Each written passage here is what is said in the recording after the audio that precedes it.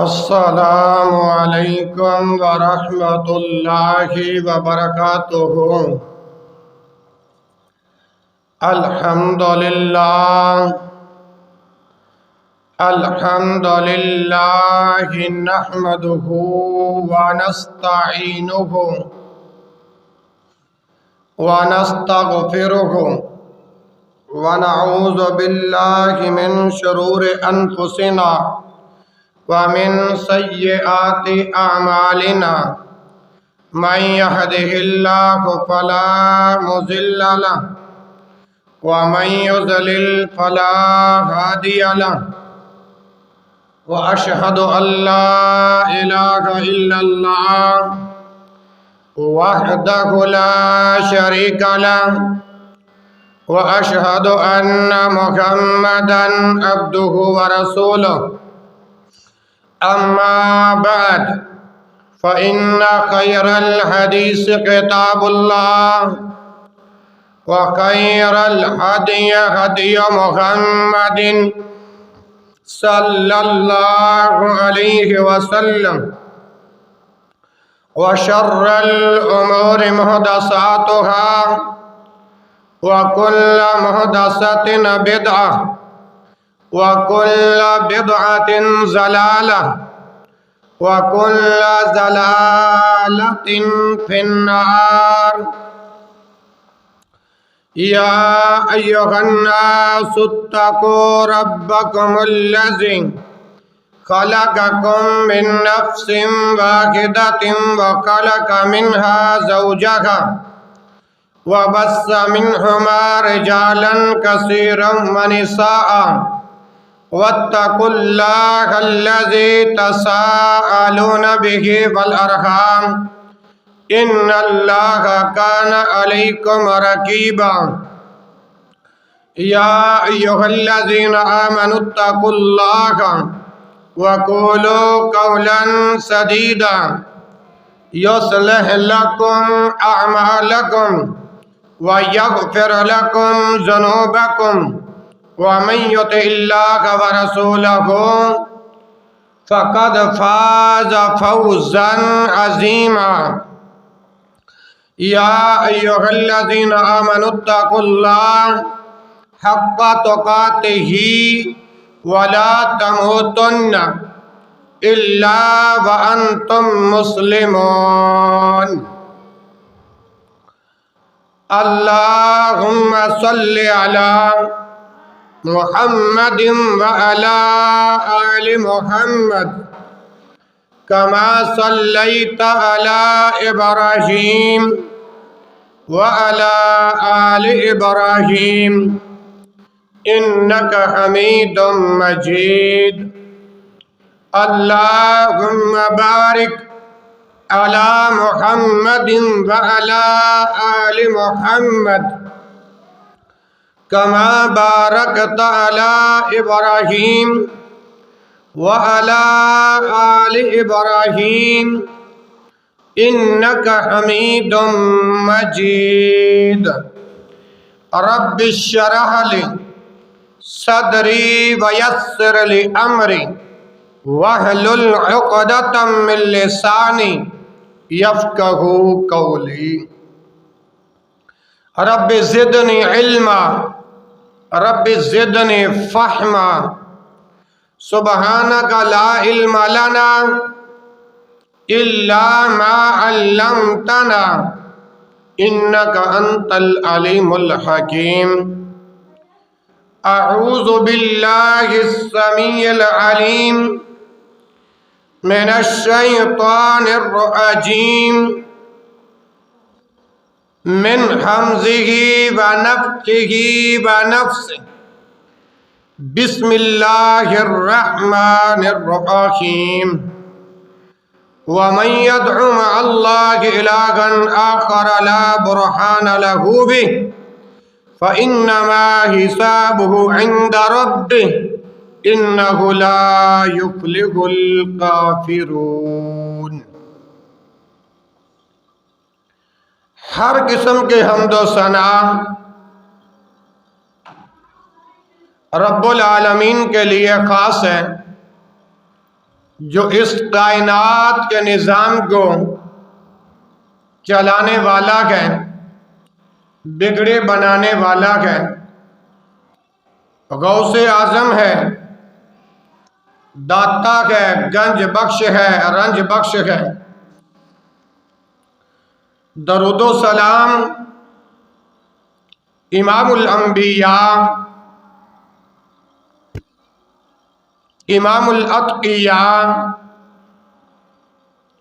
امامنا فی الدنیا و امامنا فی الآخرہ، جناب محمد الرسول اللہ صلی اللہ علیہ وآلہ وسلم کی ذات بابرکات پر درود و سلام کا نذرانہ عقیدت پیش کرنے کے بعد، میرے بھائیوں، میرے دوستوں، میرے بزرگوں، اتنے عرصے بعد اللہ رب العالمین نے دوبارہ آپ کے ساتھ ملاقات اور حاضری کا موقع رب العالمین نے میری اور آپ کی قسمت میں لکھا۔ دعا ہے کہ 24 نومبر 2023 کا خطبہ جمعۃ المبارک کہ حاضری اللہ اپنی بارگاہ میں قبول و منظور فرمائے، اور مل کر دعا کریں۔ میرے بھائی ہیں، میرے دوست ہیں، بھائی لطیف بکھر سے، ان کے والد محترم وفات پا چکے ہیں، اللہ رب العالمین ان کو بھی شفائے کاملہ عاجلہ عطا فرمائے۔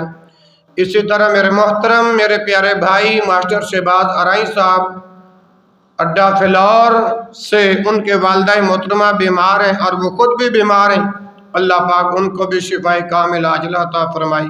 اسی طرح میرے بھائی انتہائی محترم رضوان صاحب، المعروف علماء اسلامک اسٹڈی سینٹر والے سمندری سے، اللہ رب العالمین ان کی محبت بھی اپنے بارگاہ میں قبول و منظور فرمائے، اور ان کے والد محترم اور والدہ محترمہ کو بھی اللہ صحت والی، ایمان والی، سلامتی والی اللہ لمبی زندگی نصیب فرمائے۔ اسی طرح میرے محترم پیارے بھائی اسحاق صاحب کا صدقہ جاریہ اللہ اپنی بارگاہ میں قبول و منظور فرمائے، اللہ ان کے بچوں کو دین والی، ایمان والی، صحت والی، سلامتی والی اللہ پاک زندگی نصیب فرمائے۔ میرے بھائیوں، بزرگوں اور دوستوں،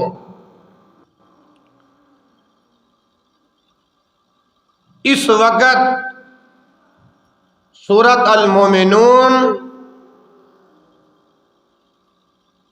میں سے ایک آیہ مبارکہ پڑھنے کا شرف حاصل کیا ہے۔ دعا ہے کہ رب العالمین اس کا معنی، اس کا مفہوم اللہ صحیح بیان کرنے کی توفیق نصیب فرمائے۔ محترم بھائیوں، مختار کل کون؟ مختار کل کسے کہتے ہیں؟ دیکھیے سورۃ الکہف اور آیت نمبر 10 کے اندر رب العالمین ارشاد فرماتے ہیں کہ ربنا آتنا من لدنک رحمتا وہیئ لنا من امرنا رشدا۔ ربنا، اے ہمارے رب، آتنا من لدنک رحمہ، ہم پر اپنے پاس سے رحمت نازل فرما۔ آتنا من لدنک رحمہ، اے ہمارے رب ہم پر اپنے پاس سے رحمت نازل فرما، وَهَيِّئْ لَنَا مِنْ أَمْرِنَا رَشَدًا، اور فرمایا کہ ہمارے کام میں درستگی فرما۔ اس آیت سے کیا ثابت ہوا کہ ہمارے بگڑے تگڑے کاموں کو درست کرنے والا کون؟ رب العالمین، احکم الحاکمین۔ اور رحمت کا سوال کس سے؟ صرف اور صرف رب العالمین سے۔ میرے محترم بھائیوں، اختیار اور تصرف کا دائرہ فقط اللہ تعالیٰ کی ذات تک محدود ہے.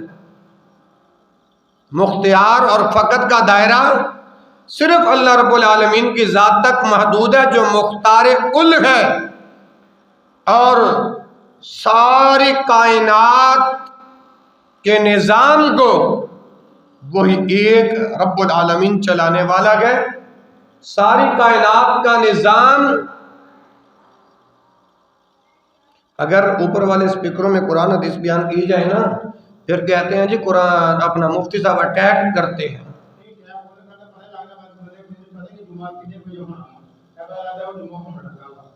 چلو پھر ذمہ دار تسی ہو گے، جلا دے. چلو ٹھیک ہے، جلا دو بھائی. اچھا، میں عرض کر رہا تھا کہ کائنات کے اندر ساری کائنات کا نظام اسی کے قبضہ اور اختیار کے اندر ہے، کیونکہ وہ مختار کل ہے. وہ مختار کل ہے. تمام انبیاء اور رسل کی حاجت روائی، مشکل کشائی کے لیے فقط اسی کا دامن تھاما ہے. انبیاء نے، اولیاء نے. کیوں؟ اس کے علاوہ کوئی حاجت روا نہیں، اس اللہ کے علاوہ کوئی مشکل کشا نہیں، اس اللہ کے علاوہ کوئی بگڑیاں بنانے والا نہیں. صرف اور صرف اپنا سر ایک اللہ رب العالمین کے سامنے نیاز خم کر دینا چاہیے. دیکھیے کہ سیدنا آدم علیہ السلام سے جو بھول ہوئی، سیدنا آدم علیہ السلام سے جو خطا ہوئی، انہوں نے مغفرت کس سے مانگی؟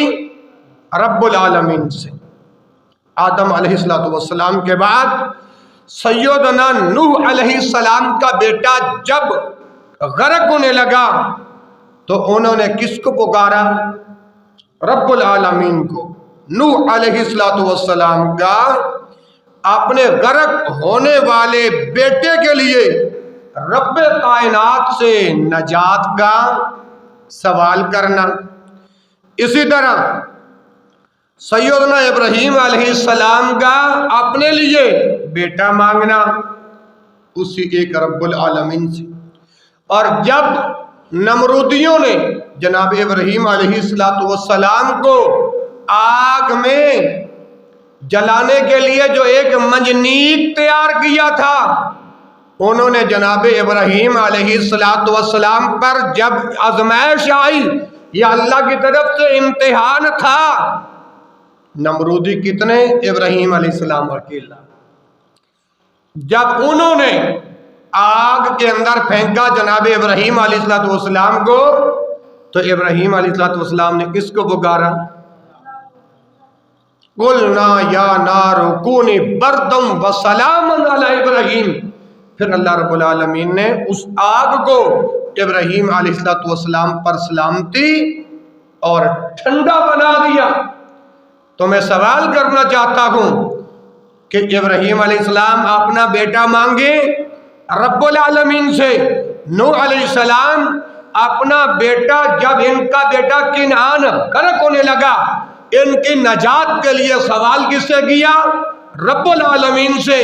آدم علیہ السلام کے جو خطا ہوئی، انہوں نے مغفرت کس سے مانگی؟ رب العالمین سے. اور جب یونس علیہ السلام پر آزمائش ہے، ایوب علیہ السلام پر جب آزمائش ہے، انہوں نے کس کو پکارا؟ اللہ رب العالمین کو. اسی طرح مشکلات اور مصائب کے اندر ایک رب العالمین کو پکارنا چاہیے جو حاجت روا اور مختار کل ہے. اسی طرح میرے محترم بھائیوں، سیدنا موسیٰ علیہ السلام کا صرف اور صرف اپنے رب کو پکارنا. اسی طرح سیدنا یونس علیہ السلام کا مچھلی کے پیٹ سے نجات حاصل کرنے کا سوال کس سے کیا؟ اکیلے مختار کل رب العالمین سے۔ اسی طرح میرے محترم بھائیوں، اللہ تعالیٰ کے سامنے عجز و نیاز، اور سیدنا ایوب علیہ السلام جب بیمار ہوئے تو صرف اور صرف ذات باری تعالیٰ سے شفا مانگی۔ دیکھو کتنی مقدس ہستیوں کا ذکر میں نے آپ کے سامنے کیا، جناب آدم کا کیا، جناب نوح علیہ السلام کا کیا، جناب ابراہیم علیہ السلام کا کیا، جناب موسیٰ علیہ السلام کا کیا، سیدنا یونس علیہ السلام کا کیا، اور میرے بھائیوں ان ہستیوں نے کس کو پکارا؟ اللہ رب العالمین۔ دیکھیے وَظَنُّونَ إِذْ ذَهَبَ مُغَاضِبًا فَظَنَّ أَن لَّن نَّقْدِرَ عَلَيْهِ فَنَادَىٰ فِي الظُّلُمَاتِ أَن لَّا إِلَٰهَ إِلَّا أَنتَ سُبْحَانَكَ إِنِّي كُنتُ مِنَ الظَّالِمِينَ۔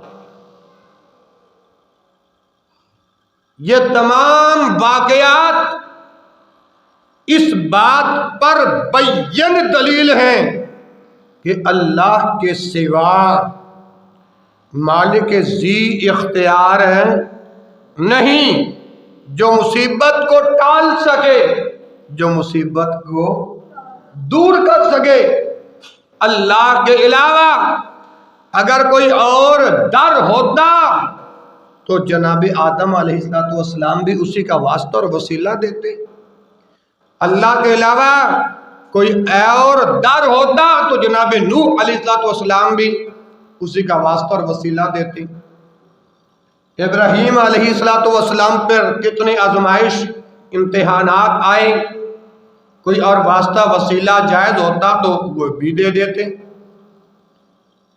یونس علیہ السلام مچھلی کے پیٹ سے انہوں نے نجات حاصل کرنے تھے، کوئی واسطہ وسیلہ اللہ کے علاوہ نظر آتا تو وہ بھی دے دیتے۔ ایوب علیہ السلام کتنے سال بیمار رکھے، انہوں نے تو کسی کا واسطہ اور وسیلہ نہیں دیا۔ ان انبیاء نے پکارا تو کس کو؟ اللہ رب العالمین کو، حاجت روائی کے لیے، مشکل کشائی کے لیے۔ میرے بھائیوں جب ان ہستیوں نے رب کو پکارا تو ہمیں کس کو پکارنا چاہیے؟ اللہ رب العالمین کو۔ اور یاد رکھو کہ پکارنا عبادت ہے، پکارنا عبادت ہے۔ اور یہ بات میں اپنی طرف سے نہیں کہہ رہا، یہ سنیے ذرا حوالہ سنن ابو داود میں حدیث نمبر 1479 اور سنن ترمذی میں یہ روایت موجود ہے 2969، نعمان بن بشیر رضی اللہ عنہ سے مروی ہے۔ اللہ کے پاک پیغمبر جناب محمد صلی اللہ علیہ وآلہ وسلم نے فرمایا ان الدعاء هو العبادہ، کیونکہ جب ثابت ہو گیا کہ پکارنا عبادت ہے، پکارنا عبادت ہے، تو رسول اللہ کی حدیث ہے ان الدعاء هو العبادہ، جب رب کو پکارنے، جب رب کے سامنے دعا کرنی ہے تو یہ پکارنا عبادت ٹھہرا ہے۔ بے شک دعا عبادت ہے۔ رسول اللہ کی زبان سے جو الفاظ نکلے ہیں وہ یہ ہے ان الدعاء هو العبادہ، دعا عبادت ہے۔ اور عبادت کس کی کرنی چاہیے بھائی؟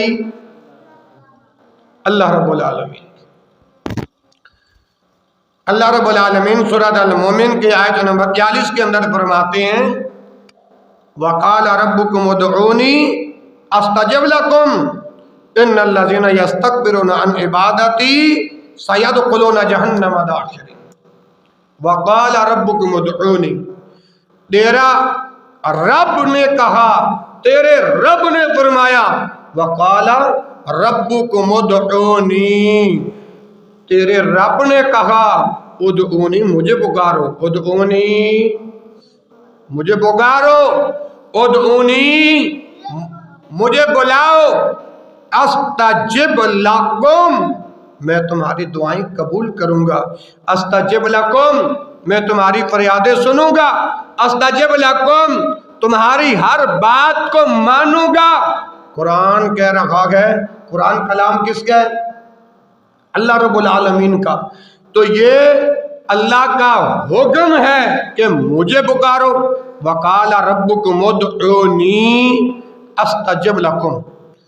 अगर कोई यहाँ डिजकोट में बैठकर अपनी मुश्किल कुशाई के लिए, हाजत रवाई के लिए अकेले रब को पुकारता है, दुआ मांगता है, अस्तजिब लकुम, तो अल्लाह रब्बुल आलमीन फरमाते हैं मैं तुम्हारी दुआओं को कबूल करता हूं।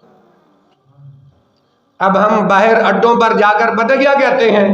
मुफ्ती साहब तो दुआ मांगने से भी रोकते हैं, कहते हैं कि नहीं। मैं अल्लाह की कसम खा के कहता हूं, एक बंदा लाओ मेरे सामने जिसको मैंने अल्लाह से मांगते हुए रोका हो। अल्लाह से मांगते हुए रोका हो, एक बंदा लाओ। हाँ तो बुरहानकुम इन कुंतुम सादिकीन, अगर तुम अपने दावे में सच्चे हो तो सबूत लाओ।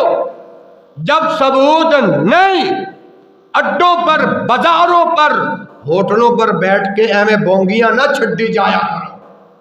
मैं कदों रोकया कि अल्लाह तो ना मंगो। मैंने तो सही मसला बताया कि भाई रब से मांगो। आज भी ये पैगाम दे रहा हूं, क्योंकि अल्लाह के अलावा कोई और दर ऐसा है ही नहीं जिससे जाकर सवाल करें। पर मांगना कैसे है? जैसे रसूल ने बताया है।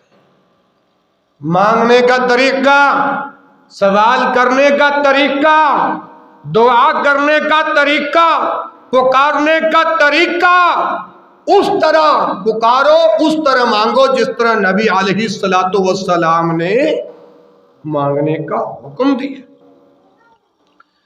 मैंने एक बात कही कि सल्लु कमा रअयतुमुनी उसल्ली, नमाज इस तरह पढ़ो जिस तरह मुझे पढ़ते हुए देखो, यानी रसूलुल्लाह सल्लल्लाहु अलैहि वसल्लम को पढ़ते हुए देखो।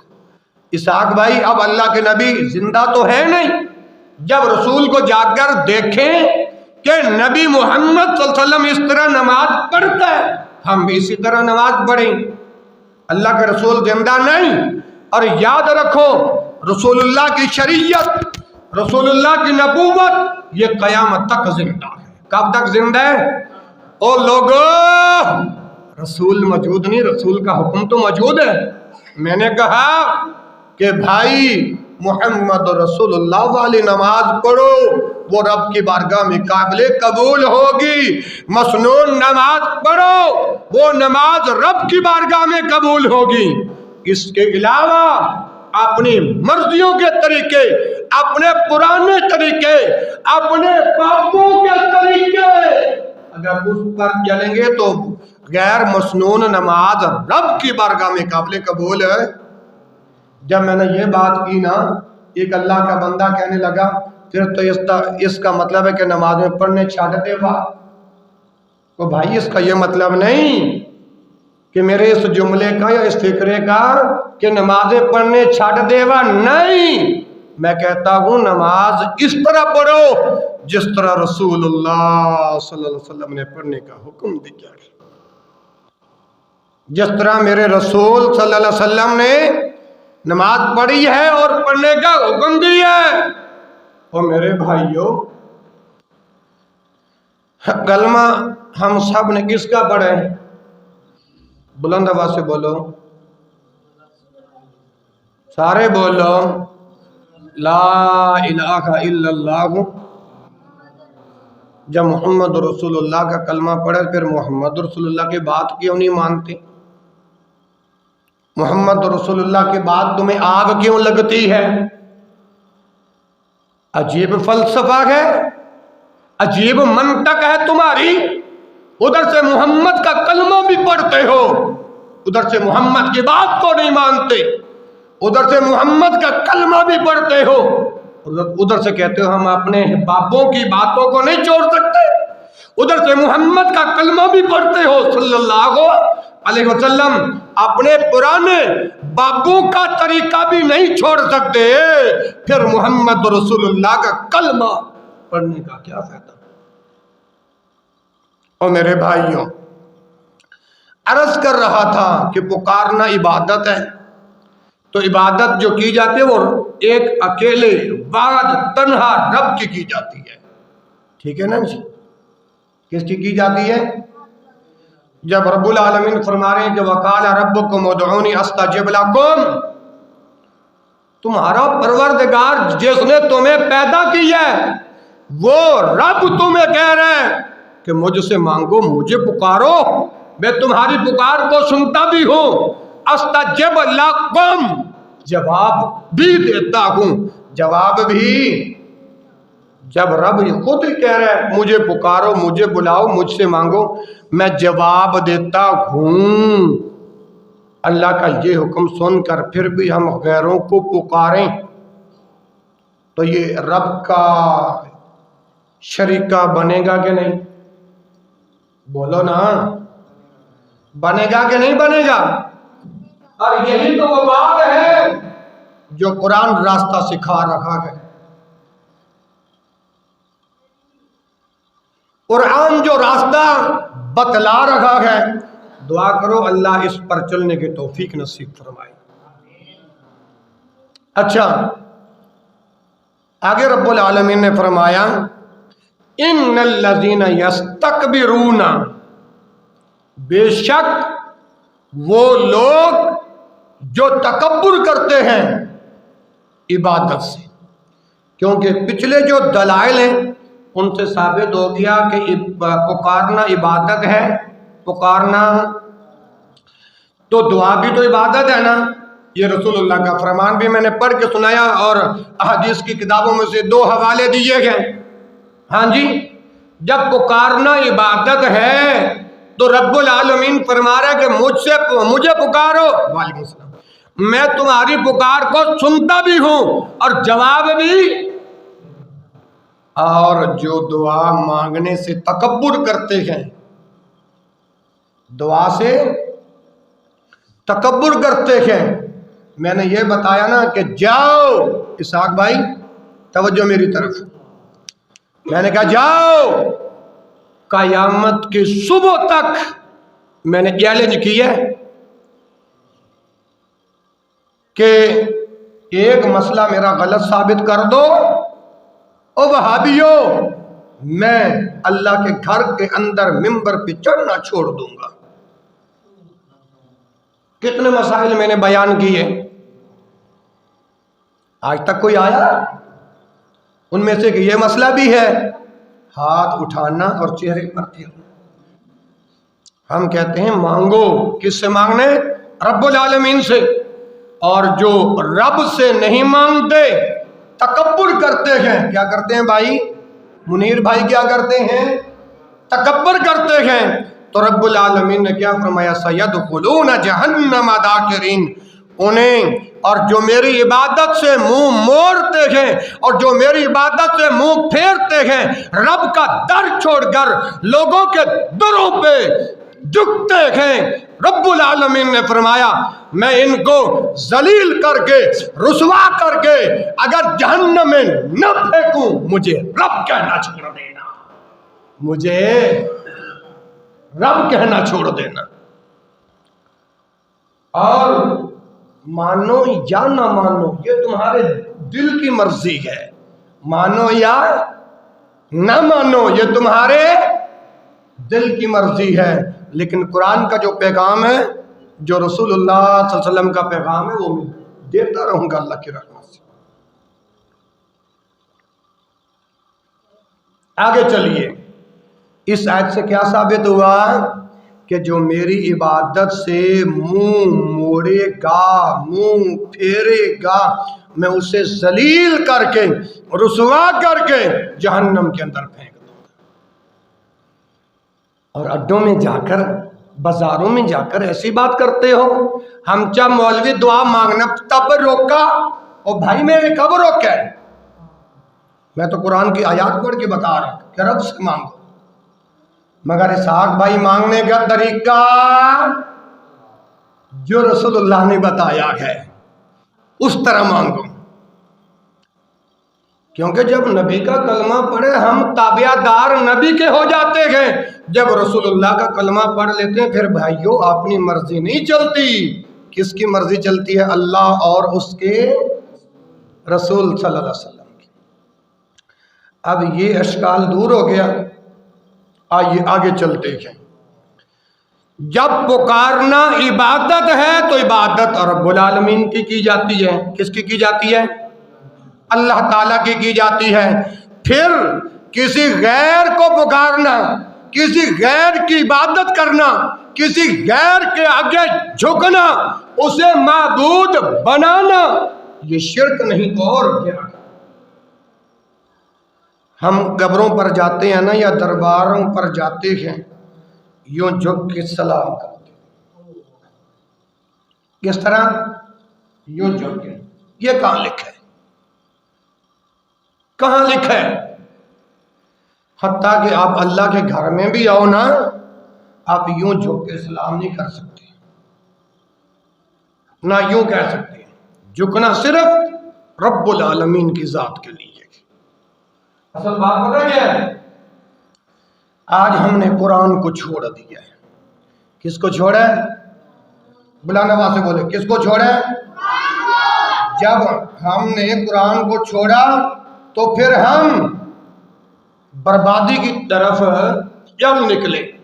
پھر کہتے ہیں مفتی صاحب اللہ ہماری دعا کو قبول نہیں کرتا، اور یاد رکھو جو قرآن کو پس پشت ڈال دیتا ہے، قرآن کی باتوں کو اگنور کر دیتا ہے، اس کان سے سن کے دوسرے کان سے نکال دیتا ہے، تو رب العالمین کا فیصلہ میں اس کی معاشیت تنگ کر دوں گا، اس کی معاشیت،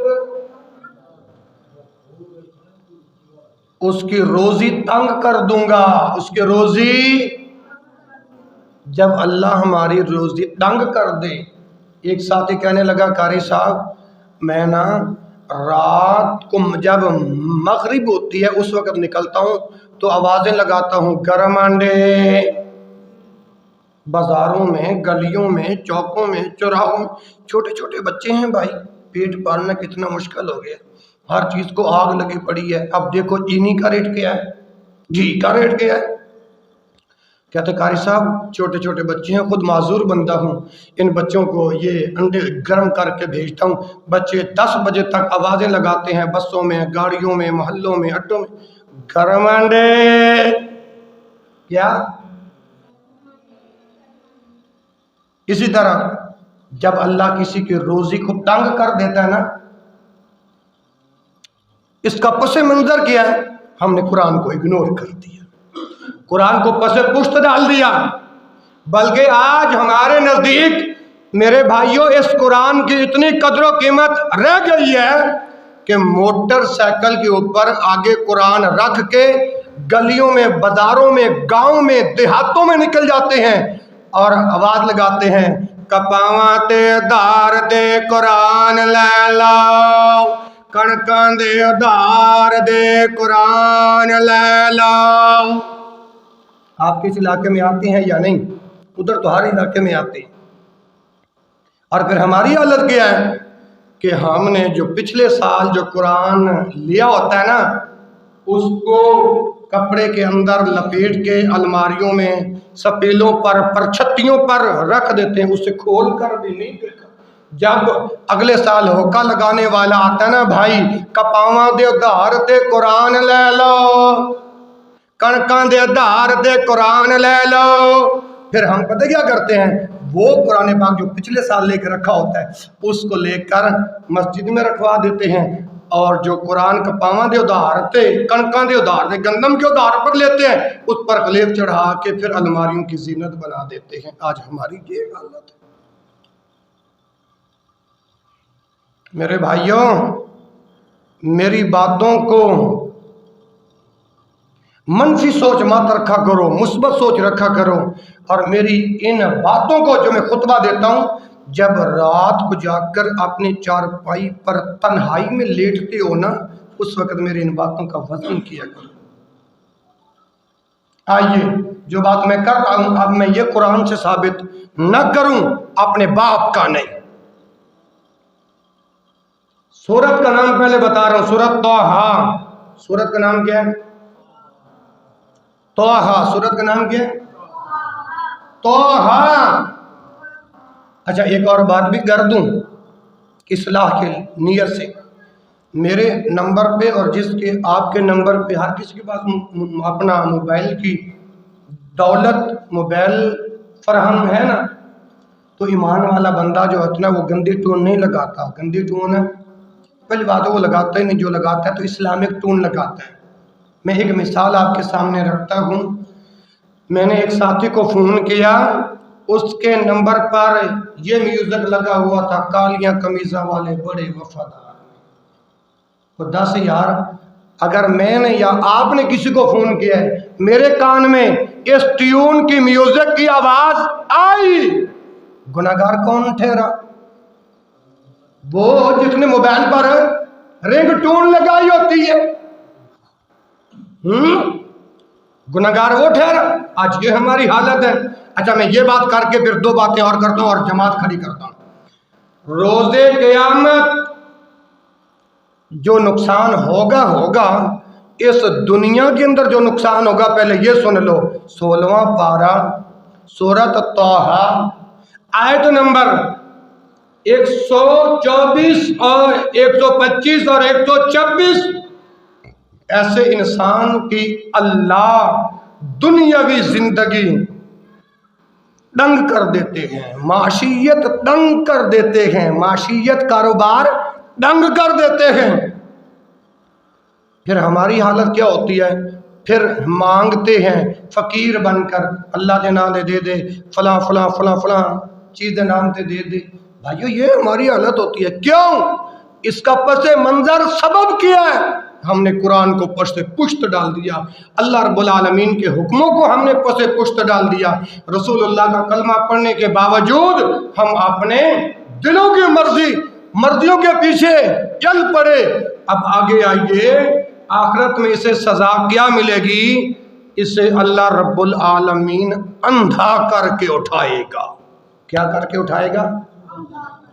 جس کو شک ہے وہ نہ بولے، جس کو پک ہے نا رب کے قرآن پہ وہ بولے۔ وہ قیامت والے دن اللہ اس کو کیا کر کے اٹھائیں گے بھائیو؟ اندھا کر کے اٹھائیں گے۔ ماشاءاللہ ہمیں بڑی خوشی ہوئی، آج عمر بھائی بھی آئے، اللہ تعالیٰ ان کا آنا اپنی بارگاہ میں قبول فرمائے۔ اللہ میرے بھائی کو حج بیت اللہ کی حاضریاں نصیب فرمائے۔ ہاں، اور اندھا تو کر کے میرا رب اٹھائے گا، جب اٹھائے گا نا اندھا ہو کے اٹھے گا، پھر چیخے گا، چلائے گا۔ آئیے اب ذرا قرآن سنیے، اللہ رب العالمین پتہ کیا فرماتے ہیں؟ فرمایا وَمَنْ أَعْرَضَ عَنْ ذِكْرِي،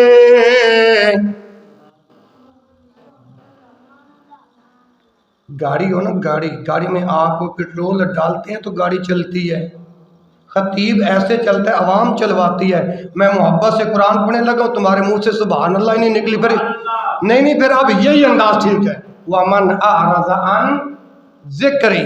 حالانکہ میں اس انداز میں سنانے لگا تھا تاکہ سلیم بھائی نے بھی کہا تھا قاری صاحب جب قرآن پڑھا کرو تو ذرا جو آپ کی آواز اللہ نے اچھی دی ہے تو اس انداز میں پڑھا کرو۔ میں اس وجہ سے قرآن پڑھنے لگا ہوں، میں نے قرآن پڑھنا شروع کیا تو پھر بھی آپ چپ۔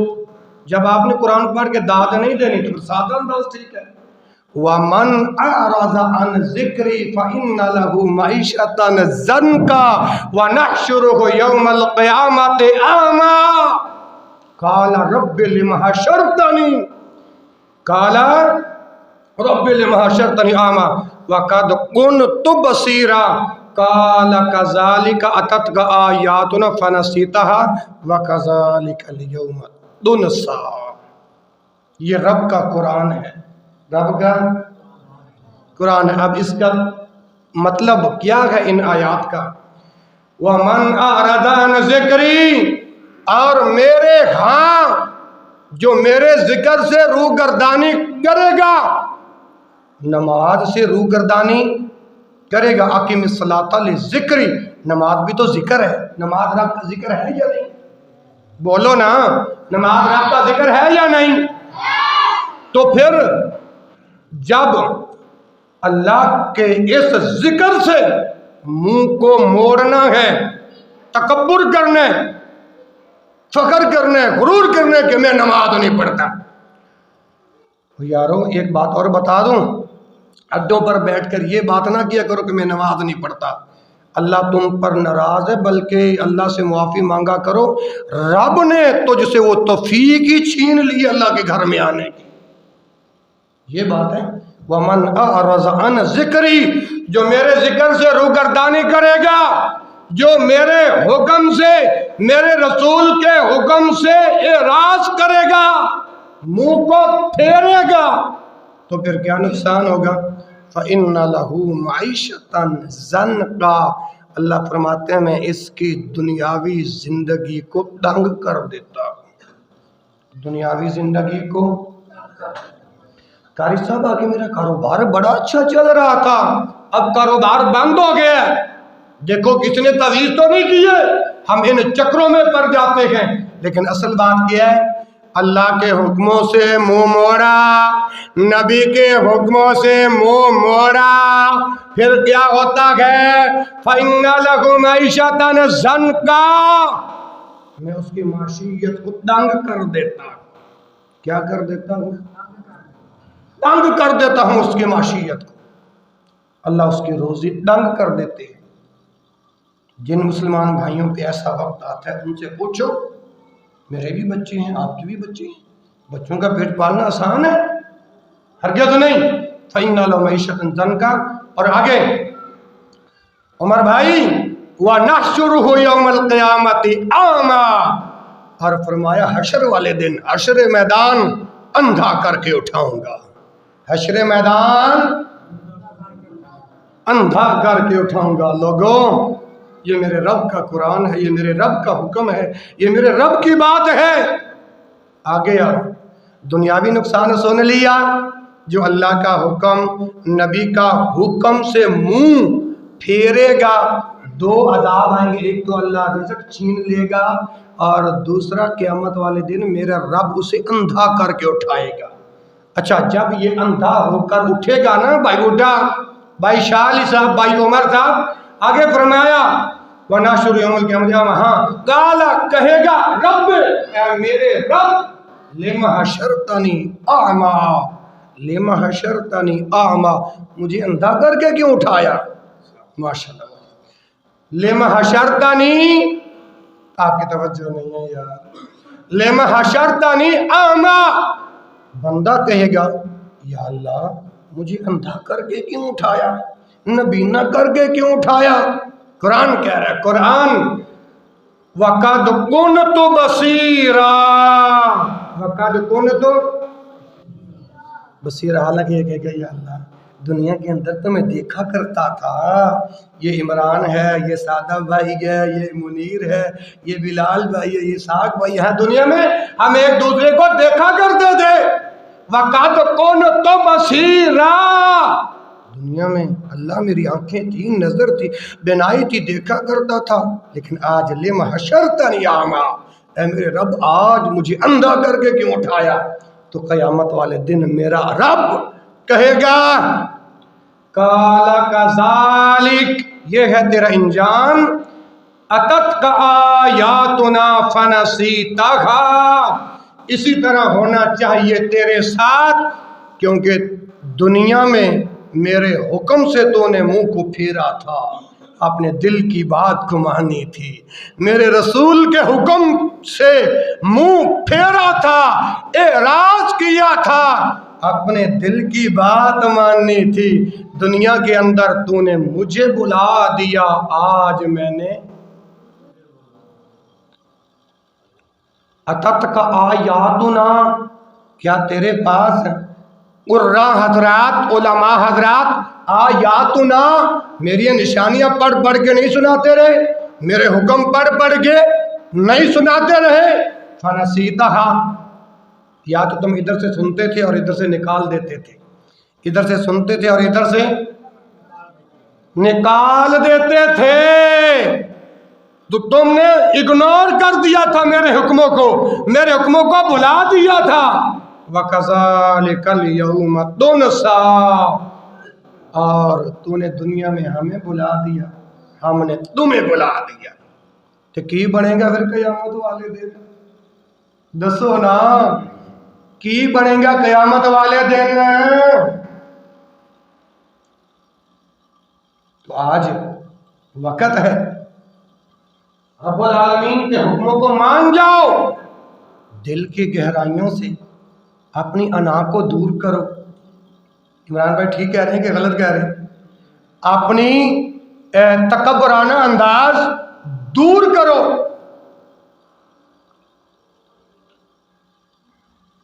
جب ہم نے اپنے دل کی خواہشات کے پیچھے چلنا ہے پھر انجام تو یہی ہونا ہے۔ اچھا آج نا ہم نے اس قدر اللہ اور اس کے رسول کے حکموں سے دور ہو گئے ہیں حتیٰ کہ گانا سننا بھی گناہ ہے۔ گانا سننا بھی گناہ ہے۔ کیا ہے بھائی؟ میوزک سننا بھی، حتیٰ کہ شیطان نے اس قدر ورگلایا کہ اب نماز کا ٹائم بھی ہو نا، اذان کا ٹائم بھی ہو تو میوزک گھروں میں اتنا چھوڑا ہوتا ہے، اس کی آواز اللہ کے گھر میں آ رہی ہوتی ہے۔ اللہ کے اور شیطان کی بات کو ماننے والوں، رب رسول کے حکموں کو اگنور کرنے والوں، سنیے ذرا، جو گانا سنتا ہے نا کل قیامت والے دن سیسا پگھلا کے اس کے کان میں ڈالا جائے گا۔ یہ رسول اللہ کا فرمان ہے۔ اور جو میوزک سنتا ہے اس کے دل میں نفاق پیدا ہوتا ہے۔ کیا ہوتا ہے؟ نفاق پیدا ہوتا ہے۔ اب ذرا دیکھیے گا اس بات پر، کیونکہ تمچہ مولوی بغیر ثبوتہ تھے بلال بھائی بات کو نہیں کرے۔ اب ذرا سنیے رب کا قرآن، یہ بات جو میں بیان کر رکھا ہوں یہ جناب من سورۃ لقمان ہے، آیت نمبر 6 ہے۔ کیا فرمایا؟ وَمِنَ النَّاسِ مَن يَشْتَرِي لَهْوَ الْحَدِيثِ لِيُضِلَّ عَنْ سَبِيلِ اللَّهِ۔ عبداللہ بن مسعود میرے پیغمبر کا صحابی نے قسم کھا کر کہا، اللہ کی قسم اس سے مراد گانا ہے، اس سے مراد گانا ہے۔ ذرا سنیے، وَمِنَ النَّاسِ مَن يَشْتَرِي لَهْوَ الْحَدِيثِ لِيُضِلَّ عَنْ سَبِيلِ اللَّهِ بِغَيْرِ علم۔ بعض لوگ ایسے بھی ہیں جو غافل کرنے والے آلات خریدتے ہیں، سامان خریدتے ہیں۔ مثال کے طور پر ان چیزوں کا نام میں نے لیا، تم ناراض ہو جاؤ گے، میں اشارہ ہی کر دیتا ہوں، آلات خریدتے ہیں۔ یہ قرآن کہہ رہا ہے، قرآن نہ ہو مجھے ابھی ممبر سے نیچے اتار لو۔ وَمِنَ النَّاسِ مَن يَشْتَرِي لَهْوَ الْحَدِيثِ لِيُضِلَّ عَنْ سَبِيلِ اللَّهِ۔ یہ آلات جو ہیں یہ ہمیں اللہ کے راستے سے روکتے ہیں، اللہ کے گھر میں آنے سے کیا کرتے ہیں؟ روکتے ہیں۔ اور آگے فرمایا اللہ اکبر کبیرہ وَيَتَّخِذَهَا هُزُوًا، اور بے علمی کے ساتھ لوگوں کو اللہ کی راہ سے بہکاتے ہیں۔ کیا کرتے ہیں؟ بہکاتے ہیں، گمراہ کرتے ہیں۔ اور اولئک لہم عذاب مہین، جن کے لیے میرے رب نے رسوا کرنے والا عذاب تیار کر رکھا ہے۔ او گانا سننے والوں، میوزک سننے والوں، او گانا سن کر اپنی زندگیوں میں عیش و عشرت کرنے والوں، یہ اللہ کا حکم سن لو۔ آگے سنیے، حضرت ابن مسعود رضی اللہ تعالیٰ عنہ نے اللہ کی قسم کھا کر کہا کہ لہو الحدیث سے مراد گانا بجانا اور آلات موسیقی ہے۔ میرے بھائیوں، آنکھ میں آنکھ ڈالو، دل میں دل ڈالو، تاکہ رسول اللہ کی یہ بات آپ کے قلوب و اذہان میں اتر جائے۔ اب یہ بات جو بیان کی ہے نا کہ عبداللہ بن مسعود نے قسم کھا کر کہا کہ لہو الحدیث سے مراد گانا بجانا ہے، اس کا حوالہ دینے لگا ہوں۔ مستدرک حاکم جلد نمبر 382, صحیح جامع الصغیر 5466 اور سلسلہ الصحیحہ کے اندر 91 نمبر ہے. اور ایک حدیث اور سنیے. کیوں مجھے دکھ ہوا، میں آپ کا دین کا خادم، اگر تم محبت کرتے ہو تو میں محبت کر رہا ہوں. گھر بنایا، اتنی قربانیاں دے رہے ہو، بلایا تو حاضر. میں آپ کا ہمدرد بن کر آیا ہوں، آپ کے دکھ، اپنے دکھ سمجھنے آیا ہوں. لیکن جو بات مجھے بری لگے گی میرا سر اتار دو. میں ہر خطبے کے اندر یہ بات کہتا ہوں، میں قرآن اور حدیث کے پیغام پر 2 نمبریں نہیں کر سکتا، یہ میری مجبوری ہے بلال بھائی.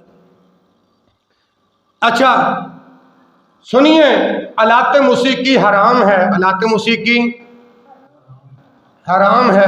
اور آپ بھائیوں کو آج میں وصیت کر رہا ہوں، اگر اللہ نے مجھے یہاں رکھا تو آپ میں سے کوئی بھی اپنی بیٹیوں کے بیٹوں کے فرائض جب ادا کرو، مطلب ان کی شادیاں کرو، تو کنجر خانہ نہیں لاؤنا، مخنث نہیں بلاؤنے، خسرے نہیں بلاؤنے، ٹولکیاں ٹالکیاں.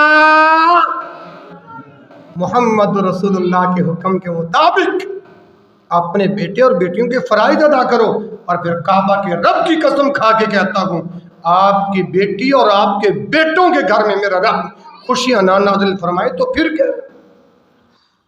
اب سنیے، حضرت ابو مالک اشعری رضی اللہ تعالیٰ عنہ سے مروی ہے، رسول اللہ صلی اللہ علیہ وسلم نے فرمایا لیکونن من امتی اقوام، میری امت میں کچھ ایسے لوگ ضرور پیدا ہوں گے. یہ میرے رسول کا حکم ہے. لیکونن من امتی اقوام، میری امت کے اندر کچھ ایسے لوگ ہیں ضرور پیدا ہوں گے، یستحلون الحر والحریر والخمر والمعازف، جو زنا کو حلال سمجھیں گے، جو شراب کو حلال سمجھیں گے، جو معارف آلات موسیقی کو حلال بنا لیں گے. میرے بھائیوں، دلائل تو اور بھی بہت زیادہ ہیں، لیکن میں ضروری بات سمجھتا تھا اس بات کو آپ کے ساتھ شیئر کرنا. قرآن و حدیث کے ساتھ یہ بات شیئر کیا، میرا دل ہلکا ہو گیا ہے. اور آپ کے لیے دعا کرتا ہوں اللہ رب العالمین شیطانی آلات سے بچنے کی توفیق نصیب فرمائے.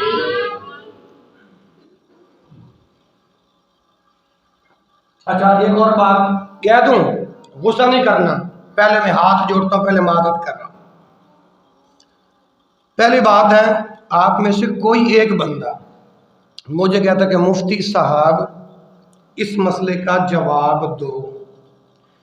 اگر بوٹا بھائی، بلال بھائی، شالی صاحب، میرے تمام مسلمان بھائیوں، اگر میں جواب نہیں دیتا تو پھر بھی میں برا، اگر جواب دیتا ہوں تو پھر بھی میں پوچھو کیسے.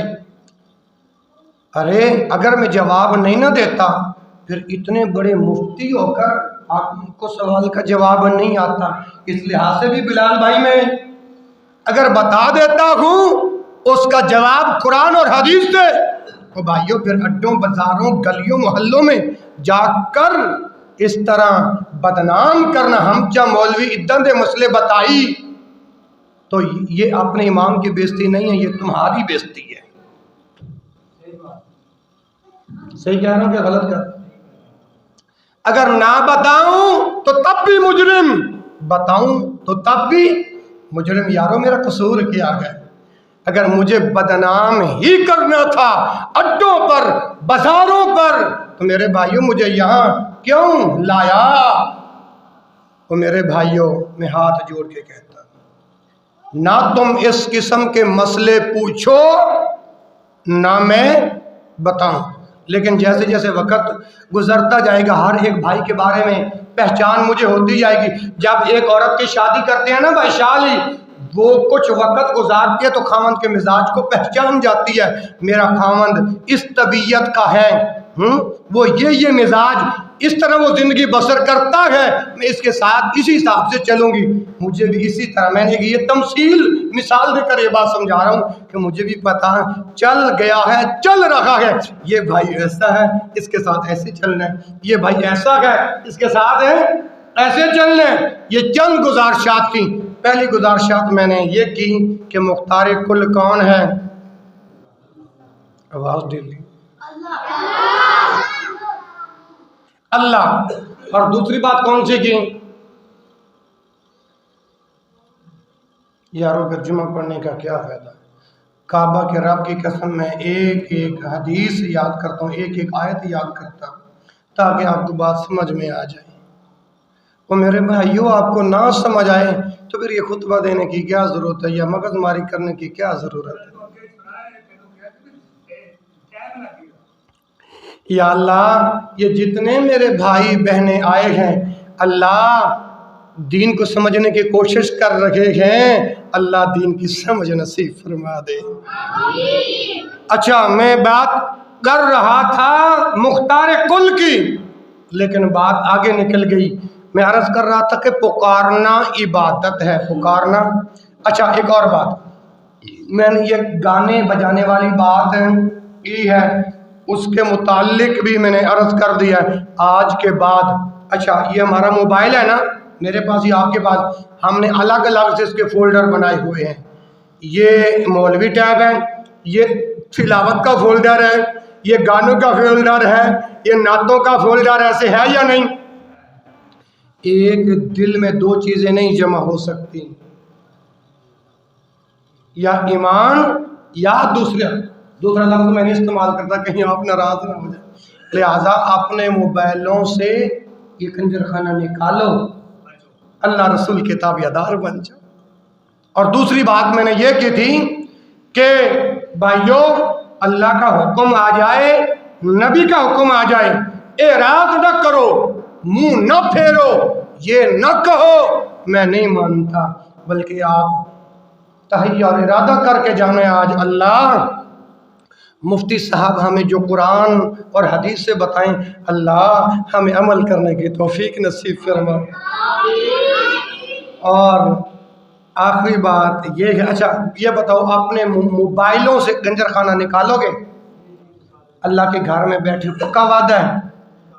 یا اللہ جو وعدہ کر رہے ہیں، اللہ ان کا دل ایمان سے بھر دے، اللہ ان کا دل نور سے بھر دے۔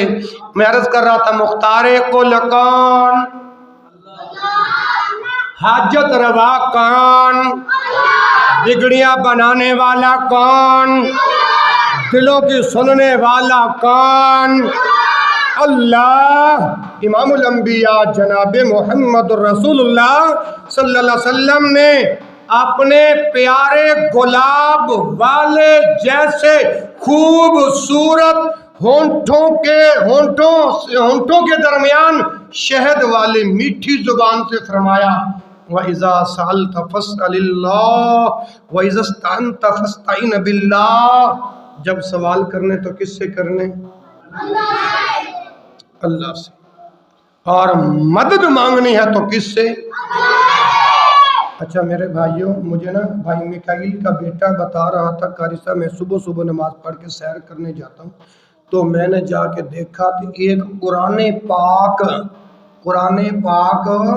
وہ پانی کے اندر کسی نے پھینکا، وہ یوں جا رہا تھا، میں نے اس کو نکالا، یا اس قسم کے الفاظ استعمال کیے کہ وہ نکال کے سڑک کے اندر انہوں نے پھینکا ہوا تھا، میں نے اس کو اٹھایا، وہ گیلا تھا۔ قاری صاحب یہ حالت ہے، آپ قرآن کے بارے کے اندر بھی میرے بھائیوں اللہ کے کلام کے ساتھ ہم یہ سلوک کریں، ان کو آگ لگائیں یا پانیوں میں پھینکیں، تو میرے بھائیوں گناہگار کون تھے؟ جب اللہ کے حکم کے، اللہ کی قرآن کی کتاب کی تعلیمات سے اعراض کریں، منہ اعراض کریں، پس پشت ڈالیں، اگنور کریں، اور پھر ہمارا حال کیا ہوگا؟ پھر ہم اپنا منفی سوچ کے پھر یہ مثبت رکھیں کہ اللہ ہمارے رزق کے دروازے کھولے گا، ایسا ہرگز نہیں ہوگا۔ میرے بھائیوں، قبرستان کے اندر قرآن محل بنے ہوتے ہیں، قرآن محل بنے ہوتے ہیں، جو شہید اور آ گئے ان کو وہیں جا کر رکھایا کرو ادب کے ساتھ احترام کے ساتھ. تو خیر جب سوال کرنے تو کس سے؟ مدد مانگنی ہے تو کس سے؟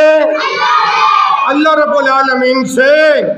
اور ایک ایمان والا بندہ، ایک مومن بندہ جب نماز پڑھتا ہے تو اپنے رب سے راز و نیاز کی باتیں کرتا ہے. آپ کہیں گے قاری صاحب راز و نیاز کی باتیں کیسے؟ عمران بھائی. اللہ الحمدللہ رب العالمین، یا اللہ تمام تعریفوں کے لائق تو. یہ بات ہے کہ نہیں رب کے ساتھ؟ الرحمن الرحیم، تو بے حد مہربان اور بے حد رحم کرنے والا ہے. یہ بات ہے کہ نہیں؟ الرحمن مالک یوم الدین، اے اللہ تو قیامت کے دن کا مالک. یہ بات ہے کہ نہیں؟ آگے آؤ. ایاک نعبد و ایاک نستعین، اے اللہ تجھ ہی سے مدد مانگتے ہیں. ایاک نعبد، اے اللہ تیری ہی عبادت کرتے ہیں. و ایاک نستعین، اور تجھ ہی سے مدد مانگتے ہیں. نماز میں یہ بات کہتے ہیں کہ نہیں کہتے ہیں؟ جیڑا نہیں نہ کہندا او تے نہ بولے، جیڑا کہندا ہے او بولے. نماز دے اندر کہنے ہیں کہ نہیں؟ نماز دے اندر اپنے رب نال راز و نیاز دیاں گلاں کرنے ہیں کہ اللہ تیرے کول ہی مدد منگنے ہیں، تیری ہی عبادت کرنے ہیں. کہ جدو سلام پھیریا پھر معین الدین چشتی پار لگا دے کشتی، دے پتر تے لے ککڑ. میرے بھائیو یہ اللہ نماز میں کیا کہتے ہیں اور باہر نکل کر کیا کرتے ہیں؟ ہاں جی، تو انہی لفظوں کے ساتھ میں بات کو ختم کرتا ہوں. کافی ہے اللہ سب کی حاجت روائی کے لیے. سب کی حاجت روائی کے لیے کون کافی ہے؟ کافی ہے اللہ سب کی حاجت روائی کے لیے. نبی پیغمبر رسول فقط رہنمائی کے لیے. کس کے لیے؟ رہنمائی کے لیے. پڑھتے ہو ہر نماز میں، پڑھتے ہو ہر نماز میں ایاک نعبد و ایاک نستعین، پھرتے ہو پھر بھی در بدر مشکل کشائی کے لیے. میں نے ثابت کیا جناب آدم علیہ السلام نے رب کو پکارا. نوح علیہ السلام کا بیٹا جب غرق ہونے لگا تو رب کو پکارا، کیونکہ مختار کل وہی ہے. اور میرے بھائیوں انبیاء سے بڑھ کے اللہ کی زمین پر کوئی ایسا رب ہے جس کو واسطے وسیلے دے کر پکارا جائے؟ اور ابراہیم علیہ السلام کو جب نمرودیوں نے جلتے ہوئے آگ جس کے شعلے آسمان سے باتیں کر رہے تھے ان کے اندر پھینکا تو میرے ابراہیم نے کس کو پکارا؟ اور جب ابراہیم علیہ السلام کو آگ کے اندر پھینکا تو آگ کو ٹھنڈا کرنے والا کون؟ اللہ. اسی طرح آگے آؤ. موسیٰ علیہ السلام پر جب مشکل وقت آیا تو کس کو پکارا؟ اللہ کو. ایوب علیہ السلام پر جب مشکل وقت آیا کتنے سال بیمار رہے ایوب نبی؟ 10 دن نہیں جے. میں اسی لیے کہتا ہوں تار میں تار ملاؤ، دل میں دل ملاؤ، ہاتھ میں ہاتھ ملاؤ. رب کا قرآن سمجھ آئے گا، مدینے والے مصطفیٰ کا فرمان سمجھ آئے گا. جناب ایوب علیہ السلام نے بھی اپنی بیماری کے اندر کس کو پکارا؟ اچھا بلال بھائی، حضرت یونس علیہ السلام جب مچھی کے پیٹ میں چلے گئے تو مچھی کے پیٹ کے اندر اندھیروں میں کس کو پکارا؟ جس کو ہم کہتے ہیں یہ آیت کریمہ بڑی گرم ہے. مثال کے طور پر وَظَنُّونَ إِذْ ذَهَبَ مُغَاضِبًا فَظَنَّ أَن لَّن نَّقْدِرَ عَلَيْهِ فَنَادَىٰ فِي الظُّلُمَاتِ أَن لَّا إِلَٰهَ إِلَّا أَنتَ إِنِّي كُنتُ مِنَ الظَّالِمِينَ. کہتے ہیں نا کہ یہ آیت کریمہ بڑی گرم ہے. وہ بھائیو یہ ہم نے قرآن کی ان آیتوں کی تقسیم کی ہے، یہ آیت گرم ہے، اللہ کی قسم پورے قرآن کو کسی صحابی نبی نے یہ نہیں کہا کہ یہ آیت ٹھنڈی ہے تو یہ آیت ہے۔ تو ان تمام ہستیوں نے جب اکیلے رب کو پکارا، کسی کا واسطہ نہیں دیا، کسی کا وسیلہ اگر دیا تو بھائی مجھے بتاؤ، میری اصلاح کرو۔ اگر میری اصلاح نہیں کر سکتے اور مقابلہ کروانے کے لیے کوئی باہر سے مولوی بھی نہیں لا سکتے حق اور باطل کو سمجھنے کے لیے، تو پھر جو قرآن کا پیغام دو اس کو مان لو، جو رسول اللہ کا پیغام دو اس کو ماننے کے لیے تیار ہو۔ مشکل کشا کس کو سمجھو گے؟ مختار کل کس کو سمجھو گے؟ حاجت روا کس کو سمجھو گے؟ یا اللہ تیرے بندے آج 24 نومبر کے خطبہ جمعہ کے اندر وعدہ کر رہے ہیں، اللہ عقیدے کا بڑا اہم مسئلہ ہے، اللہ تجھے پکاریں گے بغیر واسطے کے، بغیر وسیلے کے، اللہ عمل کرنے کی توفیق نصیب فرما۔ اللہ ہم کو قرآن والا بنا دے، حدیث والا بنا دے۔ اللہ یہ ہمارے درمیان ہماری زبان سے کبھی گرم الفاظ نکل جاتے ہیں، کبھی ٹھنڈے الفاظ نکل جاتے ہیں، لوگ ہم سے ناراض ہو جاتے ہیں، پھر جب محبت کا پیغام پھیلاتے ہیں پھر ان سے محبت کی خوشبو آتی ہے۔ یا اللہ میرے ان بھائیوں کو اپنے نزدیک کر دے، یا اللہ ہم سبنا کو ایک بنا دے۔ اللہ سے دعا کرتا ہوں جو کہا گیا جو سنا گیا اللہ میرے سمیت سبنا کو عمل کرنے کی توفیق نصیب فرمائے۔ سبحانک اللہم و بحمدک اشہد ان لا الہ الا انت استغفرک و اتوب الیک، وآخر دعوانا الحمد للہ رب